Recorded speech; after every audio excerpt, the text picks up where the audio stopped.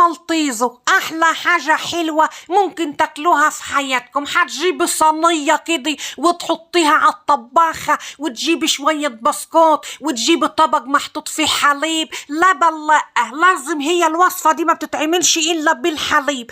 لكن بقى لو الدنيا ضاقت عليكي وما عندكيش غير لبن، اعملي به وخلاص. ما عندكيش لا ده ولا ده، جيبي البسكوتة يا مرة والحسيها بلسانك وحطيها في قلب الصينية، هتبقى زي العسل برضو، وتكملي عادي. واهم حاجة صلوا على رسول الله. وبسكوتة ورا بسكوتة تنزلي فيها في قلب الحليب وتليطيها في قلب الصينية، هتطلع معاكي. انما ايه اللي هي انتوا النسوان مصننة قاعدين مفخدين في قلب الدار ومش راضيين تعملوا اي حاجة خالص. وانت لما تعملي صينية حلويات زي دي هتعمليها لمين؟ ما انت اللي هتطفحيها انت وعيالك. بس انتوا لا راضيين تعملوا حاجة مرة ولا حاجة حلوة. افهموا بقى واعملوا كل حاجة في الضاع. وجبت شوية شنطيس كانوا عندي تحت السرير بقالهم سنة مبلبلين كده وخمين وريحتهم نتنة، قلت نحللهم برضو. ونزلت عليهم بكوباية لبن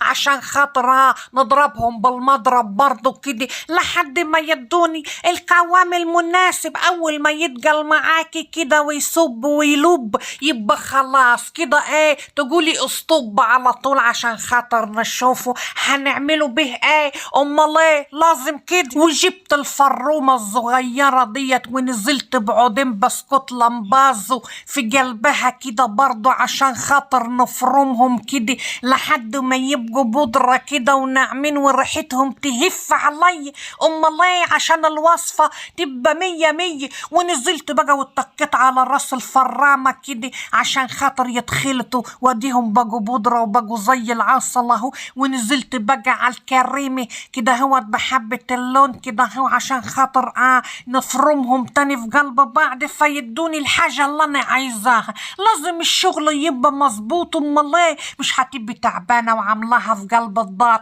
وتطلع بايظة منك. كله يشتغل في قلب بيته ومفيش احلى من اللقمة بتاعت الدار في الدنيا. والله العظيم بتقعدي تشتغلي وتعملي في كيكة او في اي حاجة حلوة وبتبوظ منك. عليكم وعلى المطاعم، نفعوا بتوع المطاعم دول غلابة. هي في احلى من انك تعملي الحاجة برا تعمليها في دارك؟ والله العظيم حرام عليك، بتبقى حاجة زي الزفت الاكل بتاع الدار وحلويات الدار وكفة شيء زي الخرا. اسألوني انا مجربة والله عمري ما عملت وصفة ونجحت معاي. وجبت بقى الشنطيزو كده ونزلت به في قلب الصينية ليط ليط ليط ليط لحد ما ياخد القوام الممسوح كده ويبقى مبلط معاكي وناعم خالص زي الحرير زي ما انتم شايفين كده. تشربيها في كل حين. والله احسن واجدع من كيكة الفرن 100 مرة. دي لا بتحتاج لا فرن ولا بيض ولا داحي ولا بكون ببودر ولا اي حاجة من دي خالص، وبتتعمل في منتهى السهولة.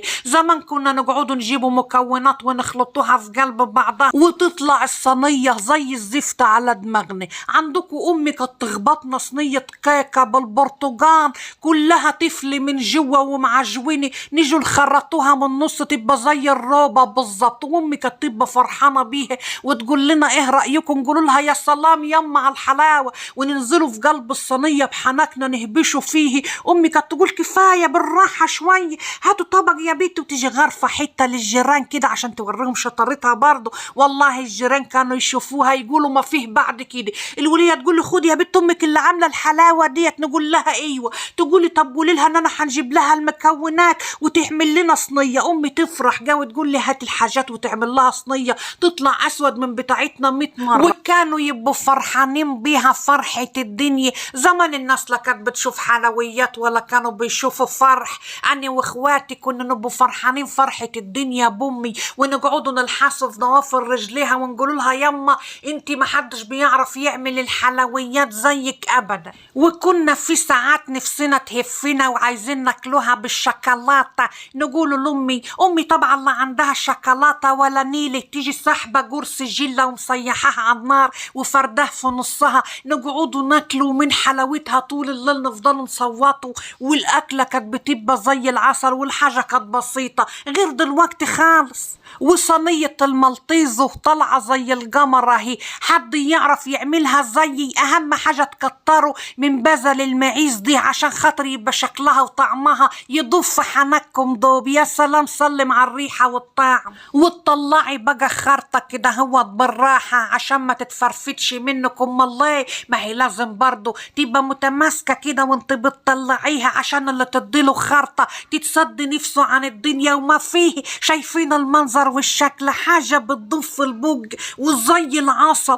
انتوا مش شايفين زي ما انا شايفة ولا شامين زي ما انا سامعة؟ حاجة الله اكبر عليه. وقطعت حتة كده برضو عشان ندوكها ونشوفها عاملة ازاي. لقيتها بتدوب كده والطعم حكاية، ولا تورتة ولا اي حاجة ممكن تعادل جمال المالتيزو. حاجة معمولة في الدار وبلدي وزي السكر. والله حاجة جميلة وسهلة ومش محتاجة فهلوة. انتي بس تفزي وتفقعي فسيتين في الهوا وتقومي تعمليه، مفيش ابسط ولا احلى من كده. وتطفحوها زي ما انا طفحتها وخلاص على كده.